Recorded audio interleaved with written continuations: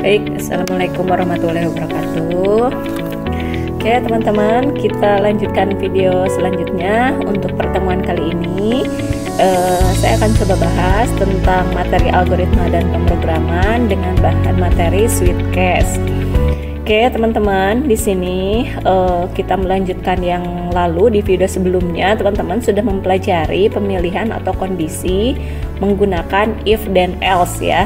Nah, kali ini kita akan coba lakukan pemilihan atau pengecekan kondisi menggunakan Sweetcase. Kita lihat dulu di sini teman-teman ya. Jadi untuk Sweetcase ini yang pertama adalah struktur case ini. Struktur kondisi Sweetcase ini ya digunakan untuk penyeleksian kondisi dengan kemungkinan yang terjadi cukup banyak gitu ya. Jadi misalnya pemilihannya itu kan apakah menggunakan if bisa gitu ya. Kalau penyeleksian kondisinya banyak sebenarnya bisa. Tetapi Sweetcase ini untuk pemilihan kondisi yang banyak bisa mempermudah dalam penulisan program. Nah, yang berikutnya teman-teman, di sini struktur ini akan melaksanakan salah satu dari beberapa pernyataan case tergantung nilai kondisi yang ada di dalam suite ya. Jadi nanti di dalam Sweetcase ini, satu suite ini memiliki beberapa case gitu ya. Nah, case yang memenuhi inilah yang akan dijalankan nantinya gitu. Jadi penulisannya itu lebih singkat, tetapi secara fungsi itu hampir sama persis dengan kondisi pemilihan menggunakan if dan else. Kemudian di sini nanti juga ada yang namanya break ya teman-teman. Jadi setiap kita melakukan case gitu ya, itu harus ditutup dengan break. Tujuannya apa? Supaya ketika kita menuliskan program di bawahnya itu tidak akan terbaca gitu ya. Jadi ketika kondisi case 1 misalnya terpenuhi, break selesai, berarti tidak akan menjalankan lagi case yang kedua dan seterusnya. Kemudian di sini jika tidak ada nilai pada case, maka yang akan dipilih itu adalah default.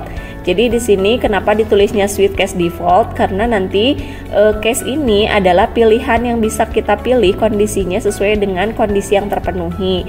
Nah, default ini adalah ketika kondisi case tidak ada yang terpenuhi gitu ya, maka nanti yang dipilih adalah yang default. Nah, secara format penulisannya seperti ini teman-teman untuk Sweetcase.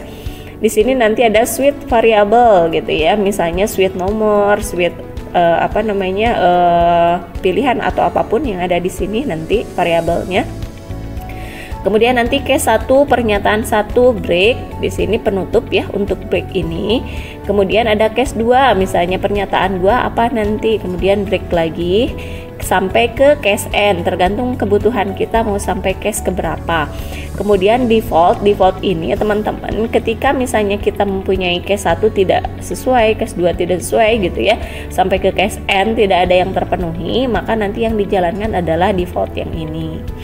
Oke, kita lihat untuk contohnya di sini teman-teman. Misalnya ya, di sini kita akan membuat program untuk menentukan nama hari ya. Jadi mau menentukan nama hari berdasarkan nomor hari. Misal kita mulai jika dari nomor 1 itu adalah Senin. Misalnya 1 itu adalah Senin, kemudian 2 adalah Selasa gitu ya. Dan seterusnya. Sampai ke hari itu misalnya hari ke-7 adalah hari Minggu. Nah, nanti di sini akan ada default teman-teman. Jadi nanti default itu untuk menuliskan jika ada user yang menginput dari angka selain 1 sampai 7, maka nanti kita kasih default di sini misalnya nomor tidak terdaftar gitu ya. Oke. Nah, seperti ini kalau misalnya kita buatkan programnya itu nanti kalau kita input angka 1 keluar Senin. Kalau kita input angka 7 keluarnya hari Minggu. Nah, kita akan coba teman-teman akan menuliskan bentuk Sweetcase ini ke dalam bentuk bahasa pemrograman C++. Nah, kurang lebih seperti ini nanti kalau kita tuliskan. Jadi di sini format bawaan C++-nya ini include IOStream ya teman-teman. Jadi ini untuk supaya nanti cout-nya ini tidak menuliskan cout sama cin-nya itu supaya terbaca.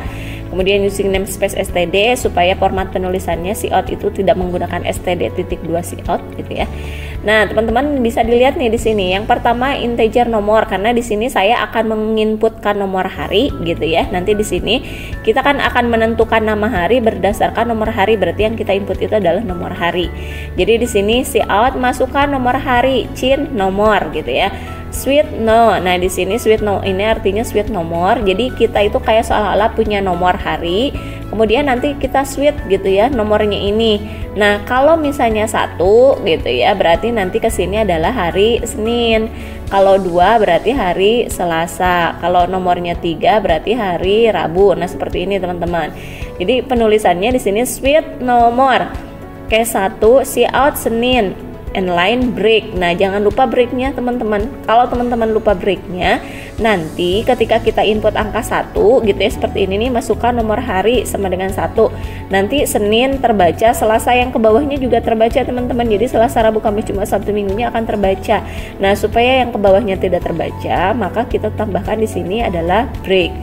Nah, case 2 Selasa break sampai ke case ke-7 yaitu di hari Minggu. Nah, di hari Minggu ini teman-teman, kan selain angka 1 sampai 7, hari kan cuma ada 7 gitu ya, 7 hari. Nah, kalau misalnya ada user nih masukkan nomor hari misalnya selain angka 1 sampai 7, misalnya angka 10, maka nanti yang akan diberikan outputnya adalah nomor yang diinput tidak terdaftar gitu ya. Jadi default ini artinya adalah ketika ada user yang menginputkan nomor tapi tidak sesuai dengan pilihan yang kita miliki, maka nanti yang akan dijalankan adalah default yang di sini. Seperti ini teman-teman. Oke, kalau misalnya saya cobakan di dalam C++ seperti ini kurang lebih teman-teman ya. Jadi program untuk hari. Jadi di sini saya buat sama persis dengan yang tadi. Jadi ada case 1 Senin, case 2 Selasa, case 3 Rabu dan seterusnya. Misalnya saya running nih untuk program, masukkan nomor hari 1 misalnya ya. Nanti outputnya adalah hari Senin. Nah, tapi kalau misalnya saya inputnya di sini, coba dulu angka 7 gitu ya. Angka 7 berarti hari Minggu. Nah, seperti ini. Tapi kalau misalnya saya inputnya angka selain angka 1 sampai 7, misalnya saya input angka 10, maka di sini akan muncul nomor yang diinput tidak terdaftar. Kenapa? Karena program akan menjalankan dari angka 1 sampai 7, sementara yang default ininya tadi angka 10 masuk ke sini, nomor yang diinput tidak terdaftar. Oke, seperti itu teman-teman untuk contoh switch case. Nah, berikutnya teman-teman di sini saya punya contoh yang kedua. Misalnya penggunaan suite ini saya gunakan untuk membuat menu gitu ya. Misalnya nih, menu yang pertama adalah hitung luas segitiga. Kita tahu ya teman-teman, kalau rumus untuk menghitung luas segitiga itu di sini adalah setengah kali alas kali tinggi. Oke, berarti seperti ini, setengah kali alas kali tinggi. Kemudian kalau luas persegi rumusnya adalah sisi kali sisi. Nah, seperti ini. Nah, lalu bagaimana membuat program menggunakan switch case gitu ya untuk menu yang seperti ini? Pertama, teman-teman di sini ya, saya langsung ke main ya di programnya, nanti kita contohkan juga integer main. Nah, di sini teman-teman yang saya butuhkan di variabelnya berarti saya butuh luas segitiga gitu ya, berarti saya buat float aja, float luas segitiga, kemudian ada alas, ada tinggi, kita tulis ada alas, ada tinggi, kemudian ada sisi. Nah, seperti ini teman-teman. Kemudian luas persegi gitu ya, luas persegi juga saya butuh. Nah, seperti ini. Nah, kemudian di sini teman-teman, karena kita mau membuat menu, maka kita tulis dulu di sini adalah cout. Kalau di C++ ya, saya langsung pakai C++, cout menu. Nah, seperti ini. Kemudian nanti yang kedua cout, kemudian di sini nomor 1 adalah hitung luas segitiga. Nah, hitung luas segitiga. Nanti saya buat lengkapnya di programnya ya teman-teman ya, di C++-nya langsung. Nah, yang kedua berarti di sini hitung luas persegi. Nah, seperti ini. Nah, kemudian di sini teman-teman kita tanya ke user nih, cout input pilihan Anda. Jadi user itu diminta untuk memilih apakah mau nomor 1 atau nomor 2. Nah, kita buat di sini cin pilihan namanya. Oke, karena pilihannya angka 1 atau 2 berarti kita tambah juga di sini adalah pilihan gitu ya. Nah, teman-teman bisa gunakan switch nih di sini. Apa yang kita switch? Yang kita switch-nya itu adalah pilihan. Switch pilihan. Kemudian nanti di sini ada case 1 gitu ya. Nah, case 1 itu kan hitung luas segitiga, menunya yang ini ya. Berarti nanti kita buat di sini juga yang luas segitiga. Luas segitiga tuh kita butuh apa aja? Berarti kita butuh yang pertama ada butuh input alas, kemudian kita juga butuh input tinggi gitu ya. Kemudian nanti di sini luasnya adalah setengah kali alas kali tinggi gitu ya. Nah, seperti ini teman-teman. Oke.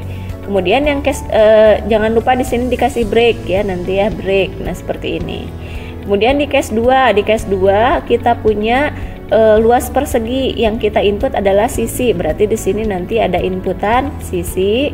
Kemudian luas persegi, ini luas segitiga tadi namanya ya. Luas persegi sisi kali sisi. Kemudian outputnya adalah luas persegi.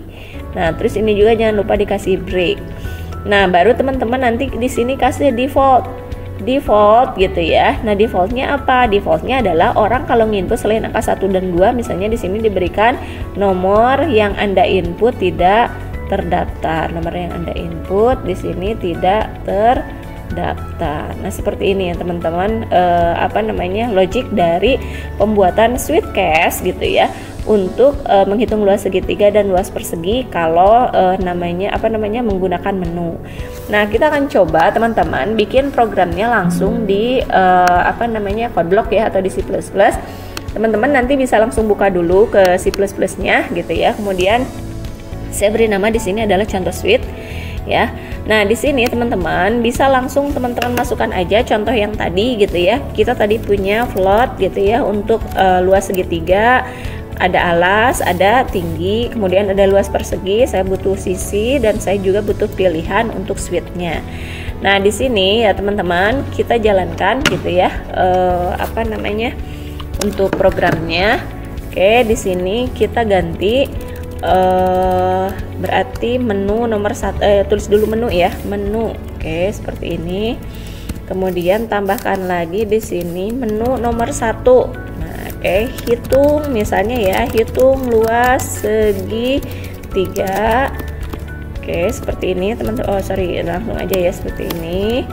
Kemudian yang kedua, cout hitung luas persegi. Nah, seperti ini teman-teman. Oke, kita tulis dulu ya seperti ini.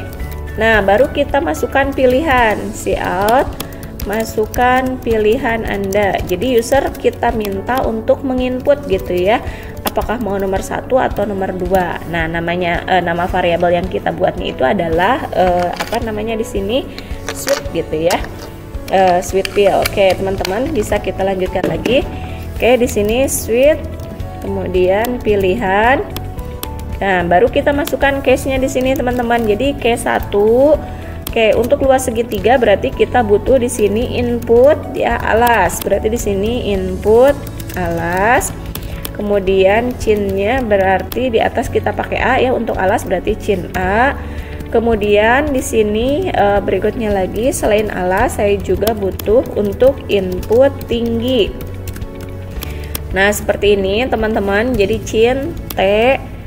Kemudian luas segitiga sama dengan setengah itu 0,5 ya teman-teman, kali alas kali tinggi seperti ini. Kemudian outputnya adalah cout hasil luas segitiga. Nah, seperti ini adalah, nah di sini kita buat ls inline seperti ini teman-teman. Nah, jangan lupa kita kasih break. Oke, sebagai penutup dari case 1. Nah, berikutnya kita buat yang case 2. Nah, yang case 2 teman-teman, jadi di sini cout ya. Kemudian kita masukkan, karena luas persegi itu butuh sisi, berarti kita input sisi ya. Kemudian di sini chin-nya S ya, kita samakan dengan variabel yang di atas ya teman-teman. Jadi kalau di bawah kita menggunakan kalau di atas kita membuat S untuk variabelnya, maka di bawah juga kita menggunakan variabel S. Oke, kemudian di sini untuk yang berikutnya adalah kita buat luas persegi. Nah, luas persegi rumusnya adalah sisi kali sisi seperti ini teman-teman. Kemudian kita tampilkan hasilnya, cout luas persegi. Nah, seperti ini adalah LP atau luas persegi inline seperti ini ya teman-teman. Kemudian jangan lupa kita kasih break juga di sini. Lalu setelah kita punya case 1, case 2, karena cuman ada 2 pilihan teman-teman, maka langsung kita masuk ke default. Kenapa? Karena tidak ada pilihan yang selain angka 1 dan 2 gitu ya. Nah, default di sini kalau ada orang input selain angka 1 dan 2, diberi aja cout nomor yang Anda input gitu ya.